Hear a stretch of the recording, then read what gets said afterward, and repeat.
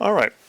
This is Lance Ash, and I'm sitting next to my wife, Bonnie. Hello. And stopped recording in the car for various reasons. And I was re listening to a couple of the old programs I did with Bonnie, with the two of us talking, and it was they were just so much better than I remember them being. I thought we'd record one here. I have a 4-day weekend, and will you tell the folks out there in Wonderland what happened today? What was the project today? A giant monster or dinosaur tried to tear into our house. No, all day long we had the roofers over to replace the roof. And then when they left, we walked around the house. Lance? The what do you call it? The vent pipe from the toilet is missing. The one from our son's bathroom is still there, but the one from our bathroom is missing. So I don't know what that's about. We told them we wanted to remove the exhaust fan, which they did. Did they remove the one on Peter's too? I don't know, I think so. But for some reason they did away with the exhaust pipe too, or whatever you call it. Yeah. I don't know what it's for. Plumbing exhaust. It's like a burp tube of sorts. Yeah. I never understood those things. Cause what's to stop a bug from crawling down in there, or a bird from laying an egg or something? Release excess air, excess sewage fumes, excess whatever. Yeah, sewage fumes is probably, sewage gas or something. I really don't know what they're for. Jesus Christ. So it's one more thing we've got to deal with tomorrow. Fortunately, I didn't pay them today. I want this addressed. Well,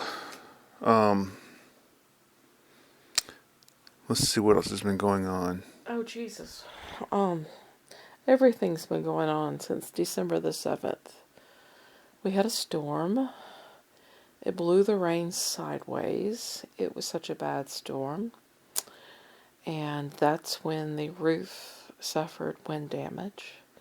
And at the same time, the dryer vent, the flaps on it were open because they're a little old and stuff.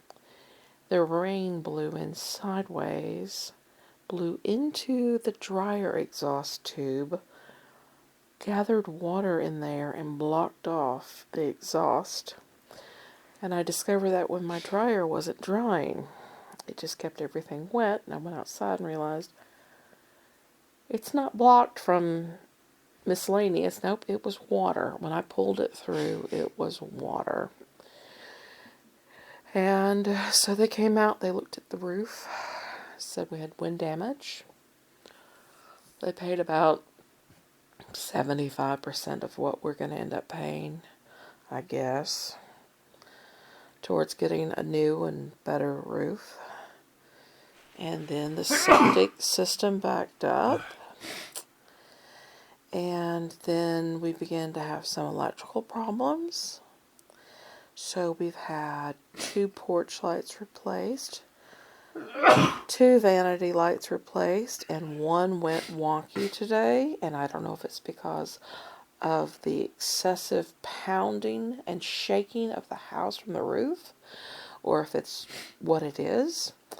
And then we had to cut off the wiring for the exhaust fans for the bathroom. And then we had landscaping done, and that ended up tearing away at the siding on the house. And so the siding had to be fixed in several areas. And then all of the shutters were moved, and dirt daubers and vines removed from those. Am I missing something? I think I'm missing something. What else has happened? Well, last year sometime, Bonnie got a spider bite on her leg. Oh! And it was really bad off. And I had to go to the ER. so yeah, so basically, I developed an infection called cellulitis. And I had to go on 10 days of antibiotics. It felt like my leg was on fire. They gave me some piss poor opiates of all of 5 milligrams. And that's when I took up drinking gin and tonics for pain. And so that was September. And last week, we got the house cleaned on the exterior, the vinyl siding.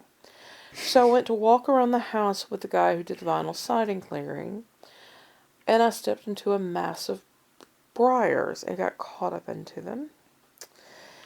And the cellulitis came back. yeah. So her ankle basically looked exactly like it did back when she had the spider my bite. ankle, my lower leg. Well, anyway. So she's been dealing with that for the last several days. I'm on day 6 of 10 days of antibiotics. Meanwhile, I'm continuing to go to that horrible job. I'm getting tired of Tell them about how you're getting dicked around with that. it. With what specifically? Athens. Well, we're trying to push it so that some mail handlers can go back to Athens. Anyway, the union's doing what little it can, Goodness, what? and but we'll see what happens down the road. So they changed out the whole postal. They're trying this new system. Years ago, they had all these little networks of offices that would deliver and provide mail service to all the surrounding smaller towns. That got eliminated, and Lance got shoved off to fucking Atlanta. And then they decided that change didn't work, so they wanted to go back to the smaller hub system. So they've been trying to reopen Athens, and they've consolidated mail and stuff into this one area, fucking up the old system that had worked, bringing in a whole new system. And there's a reason for the mail handlers to go back. Well, anyway, But when those of us who are most senior, who are wanting to go back to Athens, when we heard about all these changes to Athens, we thought, well, there's probably going to be mail handler work. So we got the union to send a couple of observation teams down to Athens to, stand around and see what's being done. And they reported back, yes, there is mail handler work. So they're trying to make the argument to the post office that some of us need to go back to do this work. And the prediction on the part of the union people is the post office is going to fight it, and it's going to take at least several months. the irony is they've created this new system that they really want to prove will work, but it's not going to work efficiently if they don't have the right personnel in place. So they really shouldn't be fighting this. They don't give a shit. See, the thing is, if they send mail handler people back, that means they have to raise the rating of the facility, and that means that the postmaster or the plant manager will be entitled to a larger salary because they're running a larger graded, larger numbered facility, and that's part of the problem. Also, they're just stubborn. When they've made a decision, they're going to stick to it because admitting you're wrong is the first thing that an authoritarian cannot do. Something's making my nose run, and I don't know what it is. You want to pause? No, I'm fine. It's just I started sneezing all of a sudden. Anyway, but aside from that, things have been going pretty good, I think. So, what you been doing lately, Bonnie? Elevating my leg and keeping ice packs on it. That's what it feels like. Yeah, but you've been doing a lot of reading.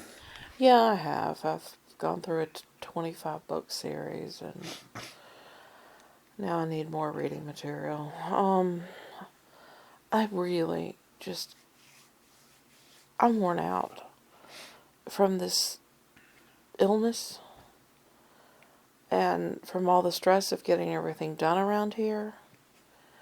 And the 17th was a year since my sister died of fucking COVID because she refused the fucking vaccine because of her fucking religion and her fucking politics. Anyway, and I've been worrying about Peter. Our son's now on nutritional supplements because he just can't keep any weight on between his ulcerative colitis and his PSC. Just one thing after another. On our daughter, on the other hand, has a cat now. Yes, I have a grandkitty. And she had to shell out $900 to get the cat's teeth done. How much? 900 and change.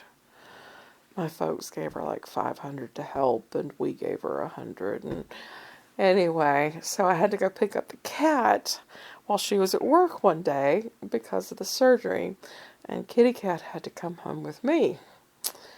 And I discovered very quickly that my daughter is very tepid and shy and careful with her kitty, to the point that she was treating the cat like porcelain. She was coddling the cat and not responding to, not interacting in a proper way. It was like, anyway, I brought the cat home, and the cat was timid, and I said, okay, come here, Kitty, and I picked up Kitty and just started stroking it and loving it. And every time I walked in the bathroom and Kitty was on top of the bathroom counter, I just went over and scooped her up and petted her and loved her. And I sent pictures of it to my daughter, and she goes, how did you do that? I said, you just pick her up. So Reed had been so concerned about intimidating the kitty and, making sure the kitty felt safe or whatever. I don't know. She wasn't interacting with the cat fully. When I told my stepmom about this, she goes, no, you've got to pick up the cat and interact with it. The cat needs to understand this. It's an exchange. So by doing that, I got my daughter to begin interacting with the cat, and it's a completely different dynamic. The cat now greets her at the door when she comes home from work every night. So Reed will sit down and take off her shoes, and she'll call the cat, and the cat will come out and climb in her lap, and she gives it love and hugs. I had no idea. Positive. I had no idea that damn cat's teeth cost that much. I would have let the cat go toothless. You let me go toothless. You, my dear, are a different case. Oh. Yeah. Can you hold the recorder for just a second? Yeah, Don't push any buttons. I'm not gonna push any buttons. Okay. So the old man is doing something. He's blind. Blind he is. There, you've got your damn glasses on. Okay. Oh my goodness. Well, I had tonight already scheduled off because the way we figured it, the roofers would be here and I wouldn't be able to sleep. But my last day at work, I thought, you know what? I want another day off. I want a 4-day weekend. So at the last minute, I asked my supervisor, could I have yesterday night off as well? And she's like, I guess so. So I'm like, oh, good. All right. 4-day weekend. Thank goodness. I needed it too. All day yesterday, my back was hurting. I mean, it really hurting. Not like muscle strain, like muscle weakness, soreness. And I haven't had that kind of back pain in a long time. And it's because you're old.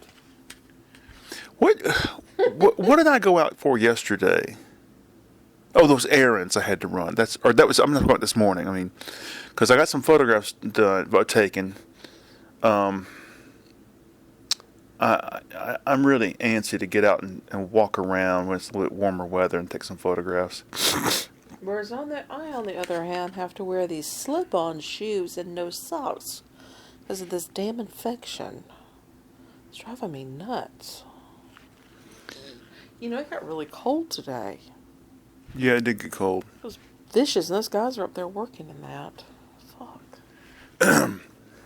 I think that we should make this a regular thing. Because I don't want to do the car show anymore. And it's more fun talking to you. I think the show is better when it's you and me talking. Ugh. Yeah. Headrest. Oh, so Bonnie, I've been watching all of Bosch with Bonnie, right?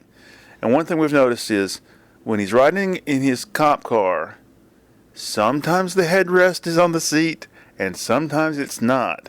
Sometimes there's no headrest, he's riding along, no headrest, and then he parks the car and the headrest is there. It's no, and nobody ever wears a seatbelt. Yeah. Ever. They're cops, but they don't wear seatbelts. And they use their freaking cell phones all the time, too, instead of being handless. Hands-free, so. Yeah, right. Oh, dear. So, how are you liking Bosch? We just finished 6 or 7? because there's 7 seasons total of the original show, and we just finished 6, and I thought 6 was a little bit irritating. The 4th was the best one. I think it's, I don't know about best, but yeah, I like the show. Okay, I really like Titus Welliver a lot as that character. I did get you to read one of the Bosch books, and you got it in German. So we read Yeah. it. I reread it for the umpteenth time. That's another series. I've gone through all of them. Ooh, you brought me a book today. Not Wallander. What's the other one? Martin Beck. Yeah. Yeah. But I need to rewatch the X-Files episode where Titus Welliver has a big beard and he's a tree activist. Because I want to see if he does. Is he a tree activist or is he a logger? No, he's somebody who's like an environmentalist who protests the logging of the trees. In the Great Northwest or something? Something, but he does a lot of very subtle facial movements on Bosch, and I want to see, even though he's got a great big beard on X-Files, I want to see if he does the same sort of stuff. He's always twitching his jaws and doing his eyes weird, and I'm fascinated by him because I'm 53 and he's 60, I think. He's that old? Yeah. Jeez. And anyway, my contention is he's a little short. He's a little Pudgy in the middle. pudgy or flabby or whatever you want to, but he's got a flat stomach. Yeah. And he's got a tan. And I think that is the key. As you get older, if Not as long a as you tan. he has You he's should not not have a tan, is my point. It's not good for you. It'll eat your skin prematurely. I don't know. Yeah, I agree. I used to tan a lot, and then when I discovered how bad it is for you, I just stopped altogether. But I used to tan all the time. My skin I have the kind of skin that turns sort of an olive color. Like our daughter. Our daughter's that way. Whereas Peter's pasty like me. Ruddy. I do have good skin, I'll have to admit. I never had a problem with acne. It's smooth. It's soft. Me? Ooh, yeah, you have very soft skin. Oh, thank you. Jealous. I don't have. I'll tell you something. This little side note. We're going to finish the show soon. Let me see. Ah, 70 minutes we got left. none. Oh well, I'm doing pretty good here. Okay. I play guitar. I've played guitar for 36 years, I think. Christ. 30. It's going to be 37 years. And you got, of course, obviously you have calluses on the ends of your fretting hand fingers. But over the course of the last year, my guitar style has changed so that I now get these weird sores on my right thumb down at the base because it's 3 little dots where my thumb is coming in contact with the A, E, and D strings very roughly. Very roughly. And Python? it's Michael Palin from A Life of Brian. But anyway, so if I don't play regularly, these things become painful sores. Biggest Dickus? I have a very good friend in the womb named Biggest Dickus. Anyway, so I don't know how this happened that my playing style evolved this way. I have this sort of half-assed version of sweep picking that I do that forces my thumb down flat against the strings. It's odd. Oh my goodness. We got about 4 minutes left, so I need a whole week off. I really do. I want a whole week off. I want to go to the mountains, or I want to go to Atlanta. I want to go. We can go to both if we can wrangle it properly. There's a region in Atlanta called Buckhead, and there's a lot of art galleries and expensive stuff. Anyway, I'd love to park down there somewhere and just go for a nice walk and hit a bunch of art galleries. Drop me a Decatur when you do that. Drop your wear indicator. No, just. But I'm trying to. I'm getting antsy for another showing of my paintings, so I got to work that out somehow.